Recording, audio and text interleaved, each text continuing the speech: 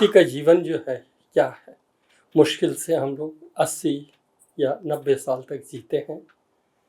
इस 80 और 90 साल में यदि हम अपने व्यक्तिगत स्वार्थ को परित्याग करके प्राणियों के कल्याण के हित में अगर हम सोचेंगे, काम करेंगे, तो व्यक्ति क्या है, अमर हो जाता है, अमर हो जाता है।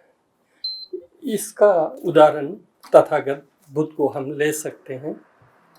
तथागत बुद्ध राजकुमार थे, इकलौते पुत्र के रूप में थे। यदि वो अपना राजपाट ही संभाल कर अगर रह जाते, हो सकता है सांसारिक दृष्टि से आप ये मानेंगे कि उन्होंने अपना जीवन एक राजा के रूप में बिताया, लेकिन व्यक्तिगत रूप से उन्होंने जिया होगा। लेकिन आज 2500 वर्ष के पश्चात उसको कोई नहीं जानता, ना ही उनके द्वारा महान कार्य संपन्न हुआ होता। आज भी वो जीवित हैं, आज भी वो अमर हैं।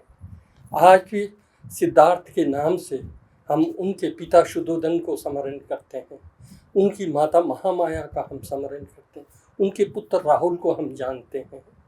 ये सब उनके त्याग से, उनके परोपकार की भावना के चलते अपने सुख को तिलांजलि देकर प्राणी मात्र के कल्याण के हित में उन्होंने सोचा।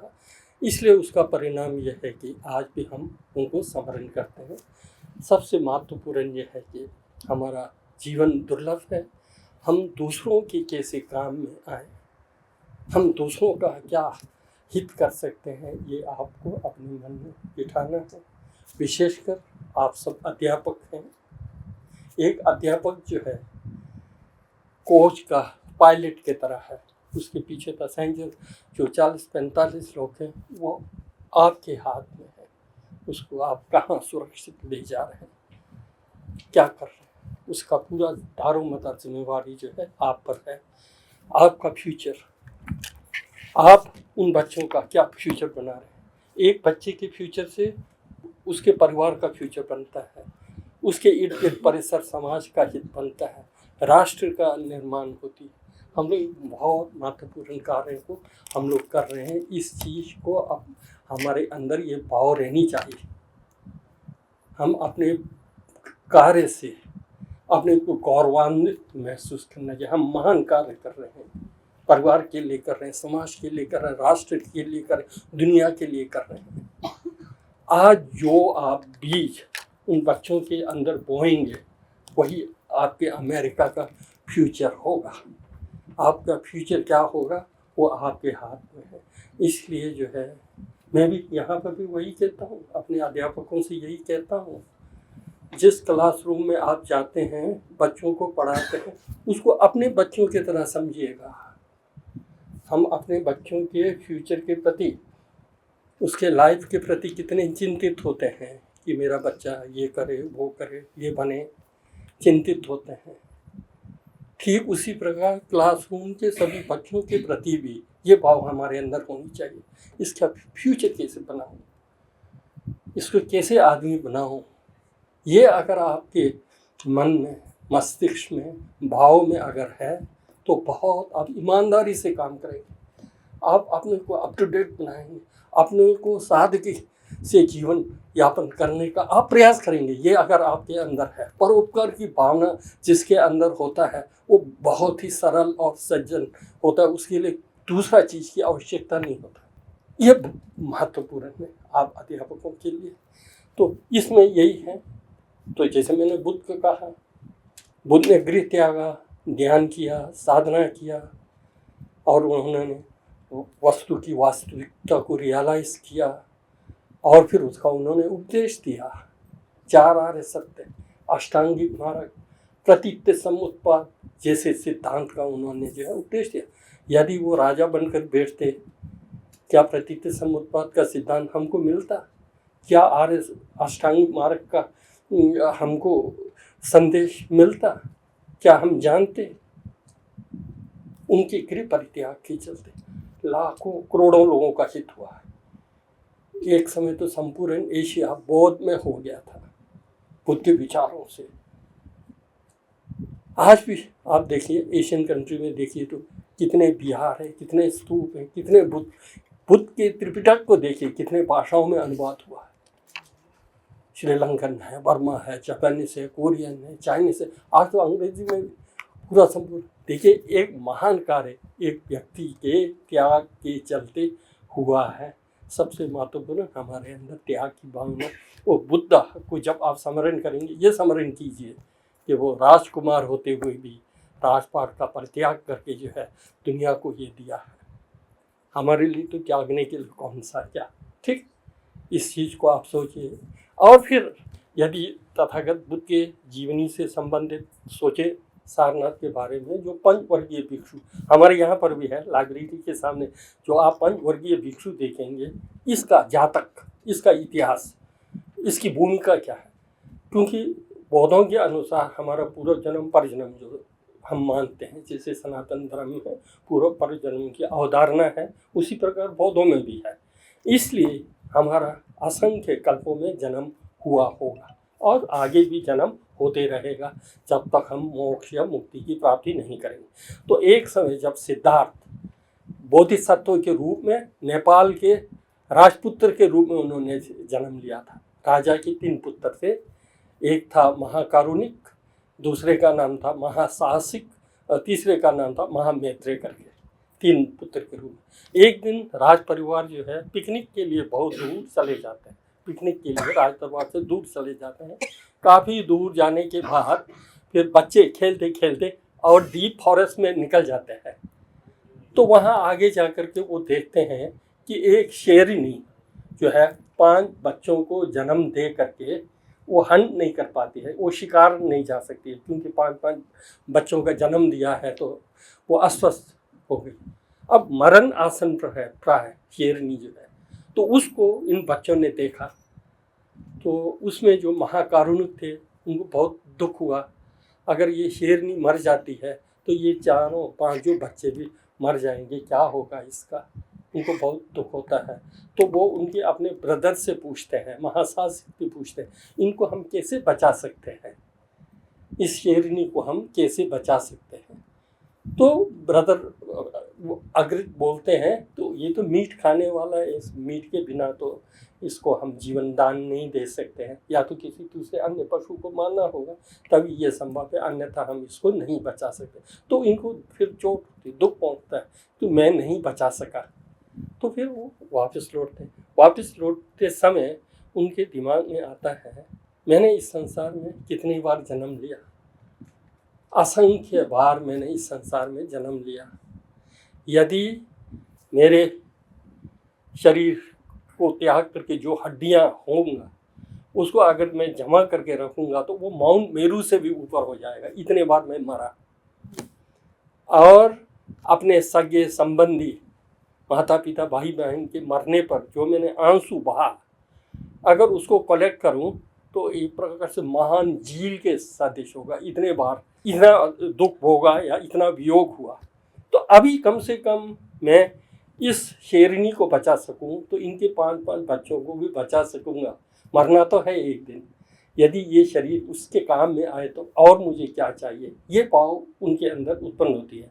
तो वो बहाना बना करके भाइयों को बोलते हैं, आप लोग बढ़िए, मैं ज़रा बाहर जा करके आता हूँ। तो वो लौट के तुरंत दौड़ करके वहाँ जाते हैं, शेरनी के पास जाते हैं और शेरनी के पास लेट जाते हैं। तो लेकिन शेरनी तो भूखी है, कई दिनों से वो खा नहीं पाती है उसको। तो फिर वो ऊपर उठ करके देखते हैं, वहाँ एक बुश है, कांटा है, कांटा को ला करके अपने जांघ को, थाई को काटते हैं थोड़ा सा, वहाँ से खून निकलना बहना शुरू हो जाता है। वो खून को चाटता है, धीरे धीरे धीरे शेरनी में शक्ति आती है और वो उसको जो है अपना जीवन जो है दान में दे देते।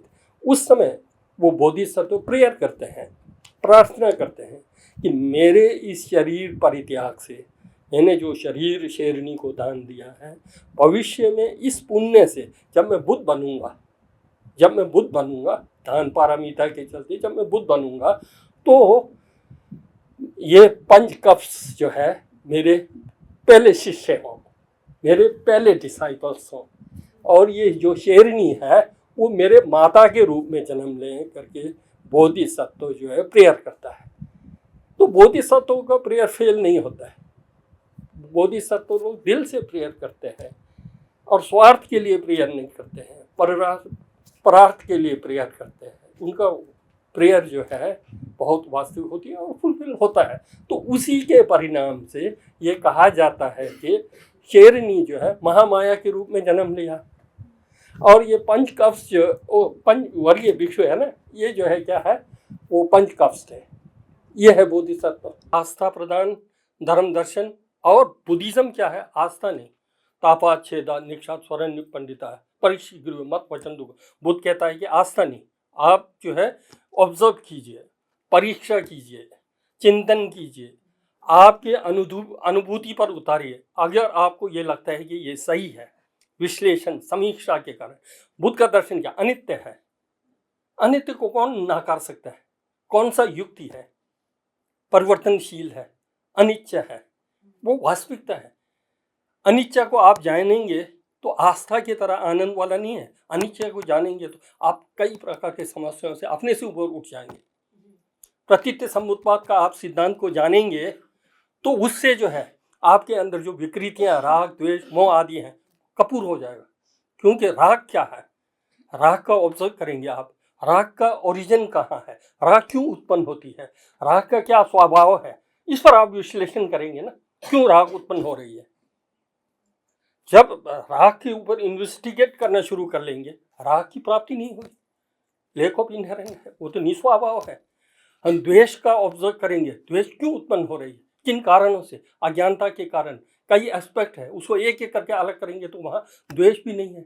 तो वो जो है क्या है, प्रैक्टिकल है मेरे अनुसार। ये नहीं कि मैं बुद्धिस्ट हूँ इसलिए मैं कह रहा हूँ।